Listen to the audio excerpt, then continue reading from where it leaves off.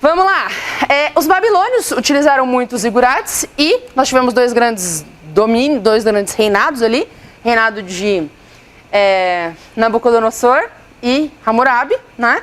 Hammurabi que fez as leis de Hammurabi e Nabucodonosor que construiu para sua esposa os jardins suspensos da Babilônia. Tá? Nós não sabemos como eles eram realmente, mas pelo descritivo eram vários andares com muitas plantas, água, animais, e, enfim, né? Um Beto Carreiro World da época, tá bom? E também é nesse período, e é um zigurate, a Torre de Babel. A Torre de Babel também era um zigurate escalonado, um zigurate redondo, mas também escalonado, tá bom?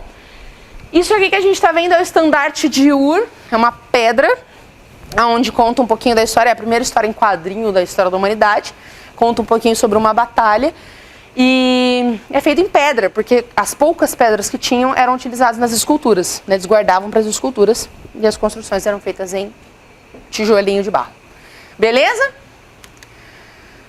Arte índia brasileira. É lógico que eu não posso deixar de falar de Brasil. Nós temos pré-história no Brasil? Sim. O PSS cobrou uma questão bem tosca agora na última prova, falando sobre arte do litoral e arte do sertão, pré-histórico, brasileiro, era uma alternativa verdadeira, uma viagem, né, gente? Uma coisa muito, muito, muito específica. E nem era na prova específica, porque o PSS não tem, né? Era no geral, tá? Então, enfim... Nós temos a arte pré-histórica brasileira, mas o que é interessante para nós é que próximo ali à chegada do Cabral, nós temos duas grandes civilizações que vão estar produzindo arte no Brasil, que são os marajoaras e os santarenos, tá? A arte marajoara na ilha de Marajó e os santarenos em Santarém, próximo ao rio Amazonas, se não me engano. O que nós temos de produção desses caras? Muita cerâmica, cerâmica zoomórfica e antropomórfica. Zoomórfica, forma animal, antropomórfica, forma humana, tá? Então isso aqui é uma cerâmica antropomórfica, isso é uma cerâmica zoomórfica, tá? E aqui uma cerâmica geométrica, isso vai acontecer dentro das produções dos povos, tanto santarenos quanto marajoaras, tá bom? Isso um pouquinho antes de Cabral chegar, as duas civilizações vão ruir antes da chegada, uma até bem próxima da chegada ali, inclusive, tá? Antes de Grécia, para você que é um cara que vai revisar o meu conteúdo, você precisa dar uma olhadinha em arte egeia. Não vai dar tempo da gente falar aqui, mas existe um movimento chamado arte egeia, que é a arte que está em volta do mar Egeu, principalmente o povo da específica, ilha de Creta, né? E aí nós temos os minoicos e os micênicos, que viveram ali na região, grandes ourives, vão fazer pintura em parede e vão influenciar a sociedade grega na sequência. É ali que vai virar a Grécia mais pra frente, tá? Então precisa dar uma olhadinha em arte egeia, principalmente quem é PAS 3, tá? Porque pode cobrar, pode cair no teu PAS. No livro da Graça Proença, a Graça Proença tem um livro chamado História da Arte, que é um dos mais completos aí para vestibular e mais sucintos, na verdade, né? Com uma escrita mais fácil da gente entender, que o Gombrich é completo, mas é uma bosta de estudar. O da Graça Proença tem um capítulo só sobre arte egeia, beleza? Vamos lá. Gregos. Para alguns autores, a arte começa aqui. Por quê? Porque a definição de arte surge aqui, a definição de belo, a definição de um objeto estético surge aqui. Então, tudo que veio antes não é arte? Não, é criação humana, mas não tem uma relação estética como a arte, tá? Para outros autores, eu enxergo beleza no que os egípcios fizeram, eu enxergo que eles não fizeram aquilo do nada. Eles usaram cores, eles usaram formas, né? Então, aquilo é artístico, para nós também, tá? Como é cobrado no vestibular, a gente enxerga dessa forma. Tudo é arte, tá bom? Até a Miley Brown vomitando na tela. Ah, mas eu não gosto. O problema é seu, não deixa de ser arte porque você não gosta. Eu não gosto de um monte de coisa, nem por isso deixa de ser arte, tá bom? Infelizmente, Romero Brito é arte, então. Vamos lá. O que nós temos dos gregos? Os gregos, eles se pautam em conceitos da filosofia e nós temos dois grandes filósofos aqui, Platão e Aristóteles, certo? Platão vai dizer o seguinte, existe uma beleza ideal, existe uma ideia de perfeição. Só que essa ideia de perfeição, ela não existe no mundo real. Ela existe no mundo das ideias. E só no mundo das ideias. E a gente tenta reproduzir essa perfeição que existe no mundo das ideias na realidade. Para começo de conversa, para os gregos, arte é música e poesia. Tá? Escultura, arquitetura, isso aí é uso do cotidiano. Cerâmica, nada disso é arte. Tá? A gente mais para frente vai olhar e vai chamar isso de arte. Para eles, a arte real é a música e a poesia. Lógico, né? A música maior de todas as artes, eternas. E assim será. Eu sou formada em música, então tem que defender o meu. Então vamos lá. que vai acontecer? O Platão vai dizer isso. Existe a perfeição, mas está no mundo das ideias. O seu aluno Aristóteles vai vir e falar assim, cara, se você olhar uma concha é perfeita. Se você olhar uma borboleta, ela é totalmente simétrica. Você vai dizer que isso não é perfeito? Então Aristóteles vai ter uma outra ideia. Existe perfeição na natureza. Quando a gente imita essa natureza, quando a gente copia essa natureza, a gente está fazendo um processo chamado de mímese. Lembram da mímese? A mímese é isso, essa cópia da natureza. Então, para o Platão, eu nunca vou chegar na perfeição, porque isso está no mundo das ideias. Para o Aristóteles, eu chego contanto que eu me inspiro na natureza, porque a natureza sim é perfeita. Tá? Ou talvez eu nunca vá chegar, mas eu estou tentando alcançar porque eu estou me inspirando na natureza. Tá? Existem 4 conceitos que regem a arte grega. Vai. Primeiro, harmonia. Segundo, simetria. Harmonia, simetria. Terceiro, ritmo. Para alguns, junto com simetria, as pessoas colocam equilíbrio. Harmonia e equilíbrio para mim é muito parecido, então eu prefiro deixar separado, né? Ritmo e perfeição. Harmonia. Eu tento colocar a mesma quantidade de elementos. Eu tento colocar os elementos mais ou menos na mesma altura, né? Eu trago esses conceitos de harmonia. Tem lá a regra do... Fugiu? Círculo de... Sabe aquele círculo perfeito? Né? O número perfeito? Me fugiu o nome agora. Eles usam muito, né, essa sequência de Fibonacci. Eles usam muito a sequência de Fibonacci para construir. Por quê? Porque daí eu sigo um padrão, fica tudo harmônico, tá? Tudo equilibrado. Segunda coisa, simetria. Não tem um jeito mais fácil de achar harmonia do que simetria. A simetria, ela é harmônica. Então eu aplico ela e funciona. Ritmo é repetição. Eu ponho várias colunas, eu ponho várias esculturas, eu ponho vários elementos e eu tenho o ritmo ali representado. E a perfeição é a busca pela perfeição. Né? Para o Aristóteles, difícil, para o Platão, impossível de alcançar. Para o Aristóteles, na cópia da natureza. Foi? A arquitetura grega, o que a gente tem? 2 tipos de construção, templos e teatros, tá? É lógico que existiam outros, mas esses são os principais, tá?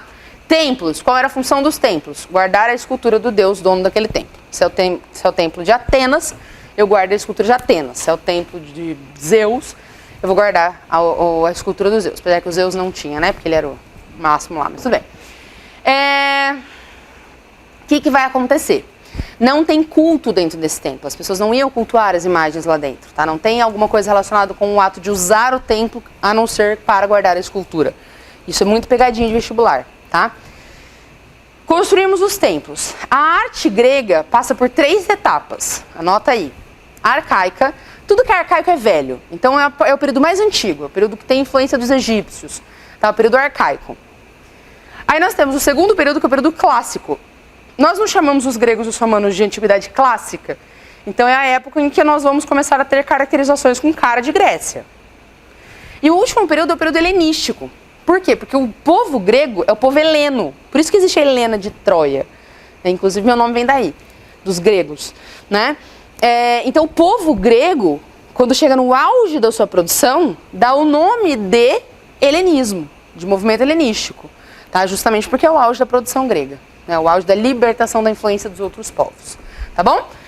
Na arquitetura, eu vou construir coisas diferentes em cada um desses períodos. Tá?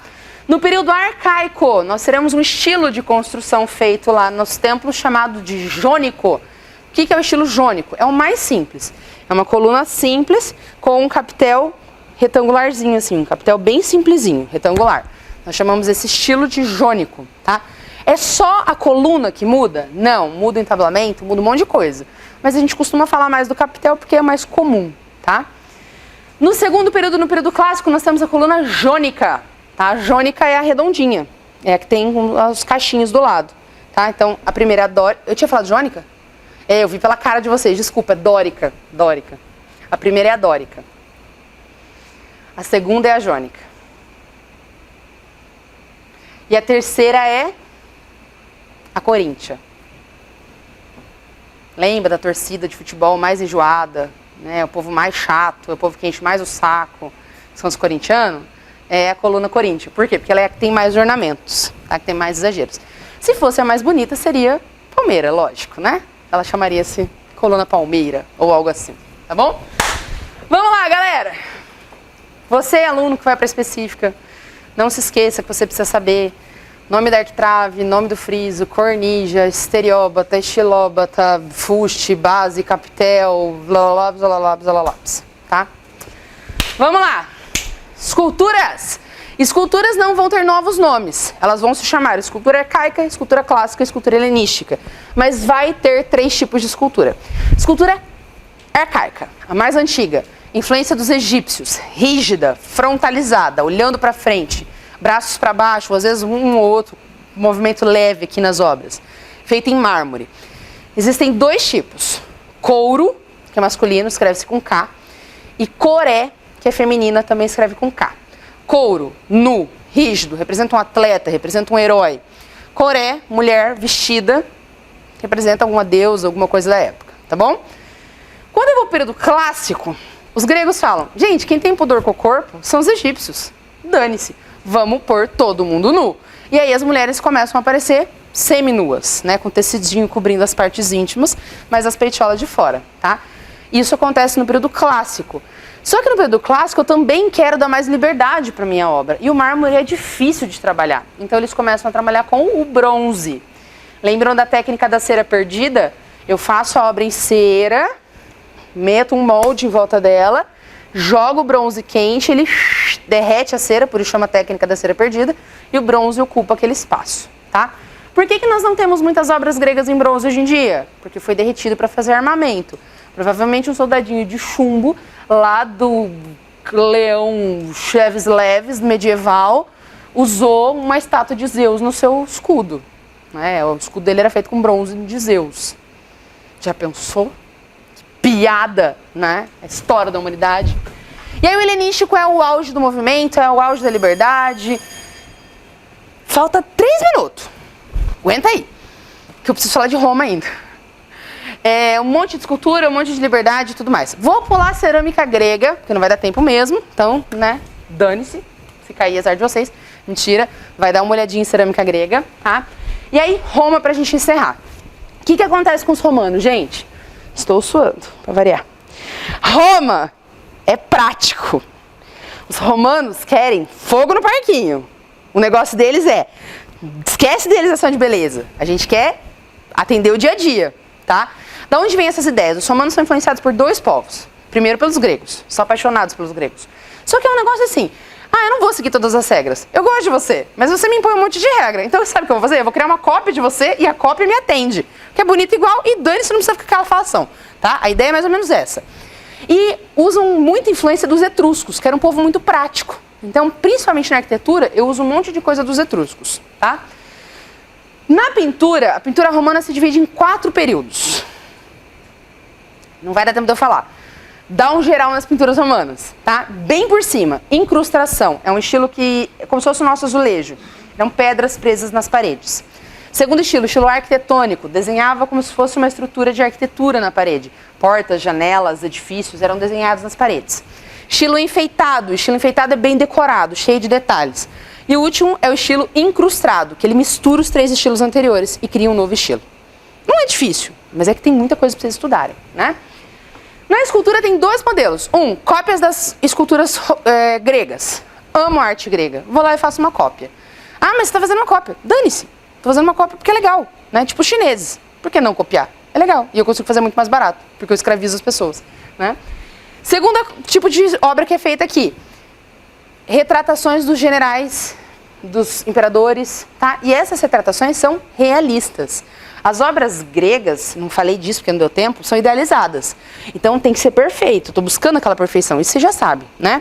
Os romanos vêm e falam, ótimo, lindo, a gente também busca essa perfeição nas cópias, mas quando eu vou fazer meu general, eu quero que ele tenha a cara de general. Quando eu vou fazer meu imperador, eu quero que ele tenha a cara de imperador. Eu faço exatamente como essa pessoa, tá? Para nós encerrarmos na arquitetura, vai ter um monte de construção.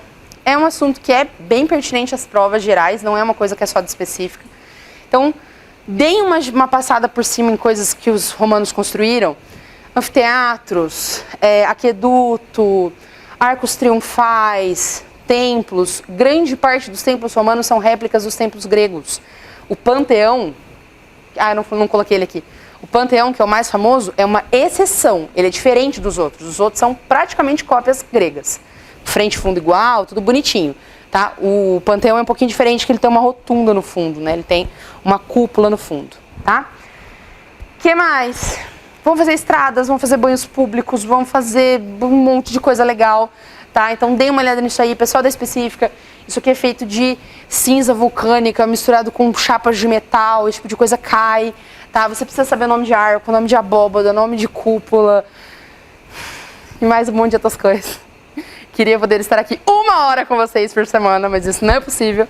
Sempre vai ser corrido, mas a gente fica por aqui.